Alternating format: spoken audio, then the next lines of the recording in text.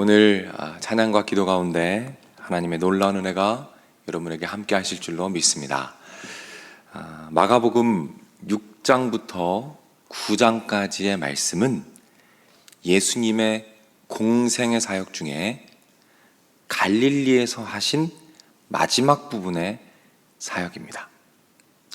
오늘 7장도 그 6장부터 9장 안에 담겨 있고 예수님께서 갈릴리에서 하신 사역 중에서 끝부분, 즉 후기 사역을 이야기하고 있습니다. 오늘 본문의 내용들은 이렇습니다.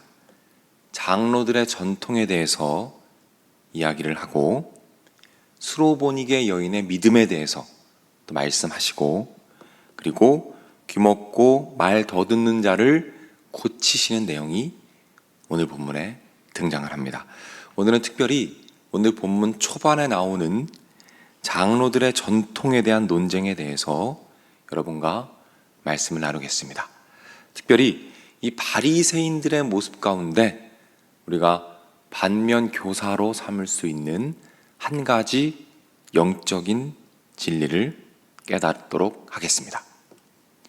오늘 본문에 보면 바리새인들의 이 안타까운 모습이 등장을 합니다.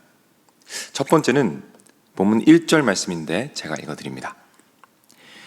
바리새인들과 또 서기관 중 몇이 예루살렘에서 와서 예수께 모여들었다가, 바리새인들과 서기관들이 어디에서 왔다고 말합니까? 예루살렘에서 왔다라고 말하죠.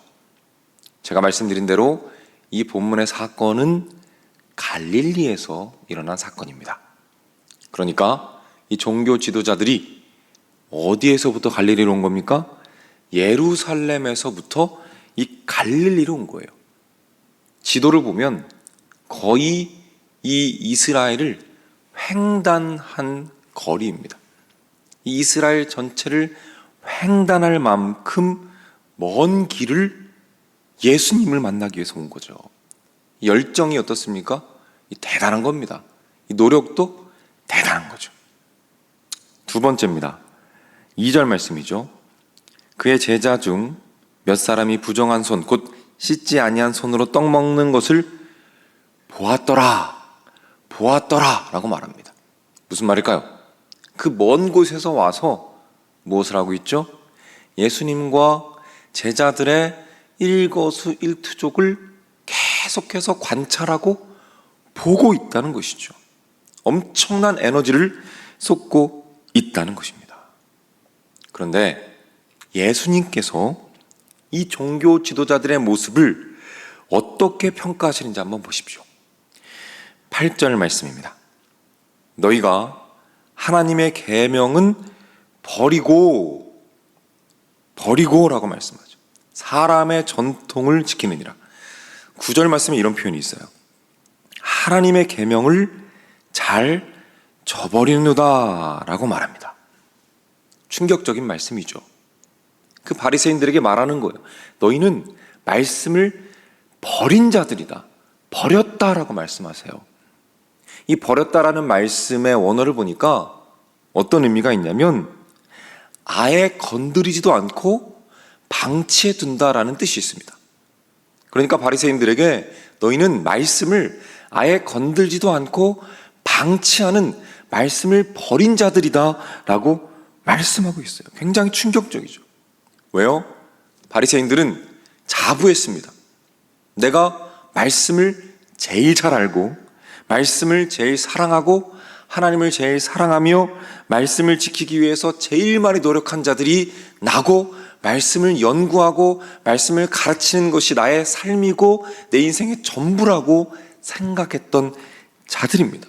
그리고 그 열심을 가지고 먼 곳에서 왔고 예수님을 관찰하고 바라보는 그 모든 열정과 에너지를 볼 때 이 버렸다는 말이 굉장히 충격이었을 것 같아요. 그렇다면 예수님께서 그렇게 평가하신 이유는 무엇인가? 오늘 본문 6절 말씀입니다. 제가 읽습니다. 이르시되 이사야가 너희 외식하는 자에 대하여 잘 예언하였도다.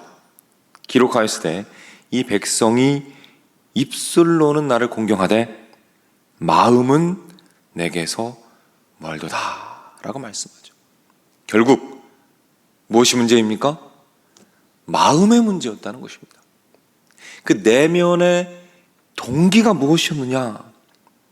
그 외적으로 보여지는 종교적 행위를 넘어서서 예수님께서 그 마음의 동기와 그 마음 깊은 곳에 있는 그 뿌리를 바라보셨다는 것이죠.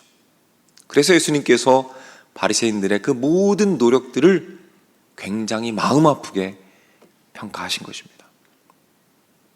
이 자리에서 우리는 큰 도전을 받게 됩니다. 왜냐하면 이 바리새인들은 자신들이 속이고 있었기 때문에 그래요. 자신들은 가장 열심히 한다고 스스로를 믿고 있었고 자기 자신들이 자신을 속이며 살고 있었다는 것입니다. 굉장한 도전이 되는 말씀이죠. 그래서 성경은 여러 번 우리의 마음에 대해서 말합니다. 하나만 소개해드리면 잠언 21장 2절이죠. 사람의 행위가 자기 보기에는 모두 정직하여도 여호와는 마음을 감찰하시니라. 하나님께서 우리 마음 깊은 곳의 동기와 우리 마음의 모양과 그 모든 것을 깊이 보신다는 사실을 꼭 기억하시기를 부탁을 드립니다. 오늘 기도하는 자리 가운데 여러분께 부탁을 드립니다. 여러분 기도하실 때 매일매일 기도의 자리에서 깊이 묵상해 보셔야 할 것이 있어요. 내 마음의 동기가 무엇인가? 내 기도의 동기가 무엇인가? 나의 예배의 동기가 무엇인가? 나의 봉사의 동기가 무엇인가를 기도하는 가운데 깊이 하나님께 여쭈어 보고 묵상하면 우리 예수님께서 이 새벽에 여러분들에게 말씀해 주실 것입니다. 여러분의 마음의 깊은 곳에 예수님에 대한 사랑이 있음을 확인시켜 주시고 여러분의 삶을 건강한 영적인 풍성한 삶으로 이끌어 주실 줄로 믿으시기를 바랍니다. 오늘 기도할 때 예수님께서 응답하실 것입니다.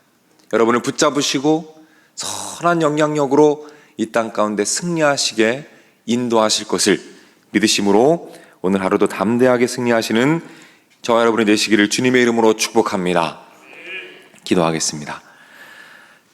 하나님 아버지, 이 굳은 날씨 가운데 이 자리에 주님을 사모하며 주님의 말씀을 사모하며 주님의 놀라운 은혜와 역사를 기대하며 이 자리에 나온 모든 주님의 자녀들 기억하여 주시고 이 자리 가운데 간구하는 모든 것이 가장 아름답게 하나님의 뜻 안에서 풍성하게 응답받도록 주님께서 인도하여 주시옵소서.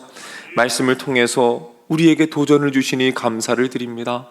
바리새인들의 모습을 봅니다. 자신들이 가장 하나님을 사랑하고 가장 말씀을 잘 알고 모든 것이 뛰어나다고 스스로를 속이고 있었지만 우리 예수님께서 그 마음을 보시고 안타까워하셨음을 오늘 발견하게 됩니다. 하나님, 우리에게 도전하여 주시고 말씀하여 주셔서 우리 마음 깊은 곳에 있는 우리 자신의 동기를 오늘 기도 가운데 발견하게 하시고 영적으로 성장하게 하시고 주님 더 깊이 사랑하고 주님께서 예비하신 놀라운 축복을 마음껏 받아 누리도록 주님께서 인도하여 주시옵소서. 많은 기도의 제목들이 있습니다. 하나님, 육신의 연약함을 불쌍히 여겨 주시옵소서. 여러 가지 사고로 말미암아 병원에 입원하여 있는 분들, 질병으로 인하여 또 수술로 인하여 고통받는 모든 분들, 그 가정 모두 주님께서 지켜주시고 치료하여 주시며 회복시켜 주시고 강건하게 하시고 마음의 건강을 지키셔서 모든 가정이 하나 되어 아픔을 잘 이겨갈 때에 주님의 기적을 경험하도록 인도해 주시고 함께하여 주시옵소서. 하나님, 명절이 다가옵니다. 이 명절을 통해서 온 가족이 다시 한번 주님 안에서 하나 되는 은혜를 주님께서 허락하여 주시옵소서. 여러 가지 갈등들이 있습니다. 주님, 이번 추석이 화해의 추석이 되게 하시고 용서의 추석이 되게 하시며 예배하며 함께 찬양할 때에 하나님의 영광이 드러나고 믿지 않는 가족들이 예수님을 믿게 되는 복음의 잔치가 될 수 있도록 주님께서 인도하시고 함께하여 주옵소서. 하나님, 우리 교회를 지금까지 사랑해 주시고 이렇게 놀랍게 부흥시켜 주시고 든든하게 세워주시니 감사를 드립니다. 이제 하반기에 많은 사역들이 진행 중이며 또한 앞으로 진행될 것입니다.